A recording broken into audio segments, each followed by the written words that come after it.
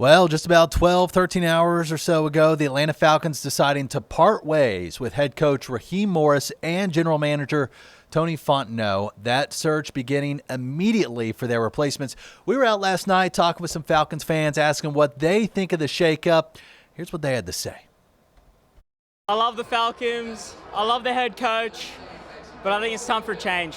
I think that it's probably a long time coming because the Falcons they've been struggling, and as a Falcons fan, Atlanta person, it is frustrating, but I wish them the best. I hope they move on to something else, but we need somebody to motivate our guys to a winning season.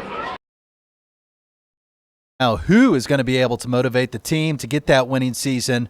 Our sports reporter Reggie Chatman here in studio with us.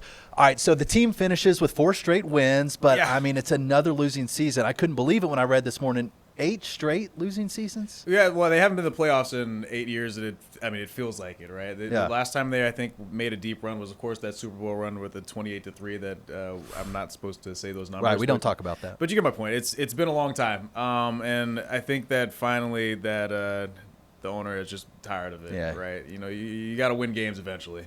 Well, so now they're going to be looking for somebody who can win those games. Yes. And I'm going to put you on the hot seat, my friend.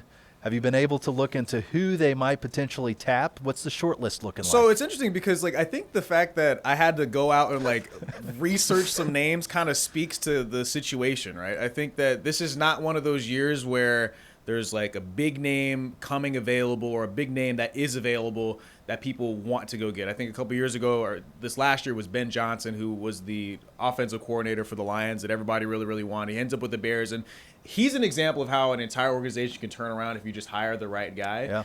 I think the issue here is in the past, there's been issue with hiring non-head coaches to fill the head coaching job with the Falcons, guys that haven't been head coaches before. And unfortunately, it's a lot of guys that are offensive coordinators or defensive coordinators. I think for me, if I could just come up with just a name off the top of my head, I really like Mike McCarthy. I don't know if that makes any sense, but I think if you're looking for a coach that has been a coach before, it makes some sense. He has won at the highest level, has his Super Bowl title. Can he kind of have some of that magic and bring it all back? I don't really know, but that's somebody that I would look into. But according to I just got this list here. Sure. Let me just read off this list here because it's a lot of different guys. So, I mean, right? McCarthy's what is in his 60s now? Yeah, he's going to be on the older end. Exactly. Of things. That's kind of the problem here, right? I think that people were looking at Kevin Stefanski, who's a little bit younger, just got fired by the Browns. Actually, I think within the last hour, 2-time coach of the year, but over the course of the last 2 years, I think they're 9-36 or whatever. My math is wrong on that, but you guys get my point. He hasn't been good recently, so. Who do they go get, right? So the names I've found that I've seen online, Clint Kubiak, who's the Seahawks offensive coordinator, Chris Shula, Jesse Minter, who's a name that I've heard a lot about actually. He is the Chargers defensive coordinator that was the Michigan defensive coordinator that kind of brought all of that defensive magic to that Michigan team with John Harbaugh, Anthony Weaver, Lou Anamaro, Eric Bieniemy is a guy that people keep bringing up every so often. Mike LaFleur. Here's the deal. I don't think that the guy.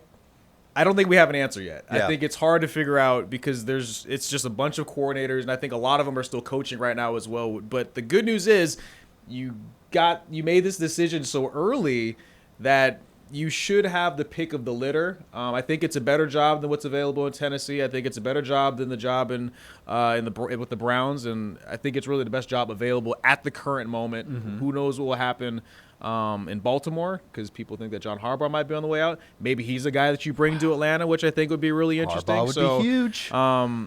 Because I think that'd be a home run hire. He might be looking for something different than Baltimore. Correct. Whether Baltimore front office says you're fired, that's a whole nother thing. Correct. All right, so you kind of make the point that maybe they need to go for a proven head coach because they've gone the route of coordinators in the past. I'm going to throw a name out there because it's probably going to get it tossed around.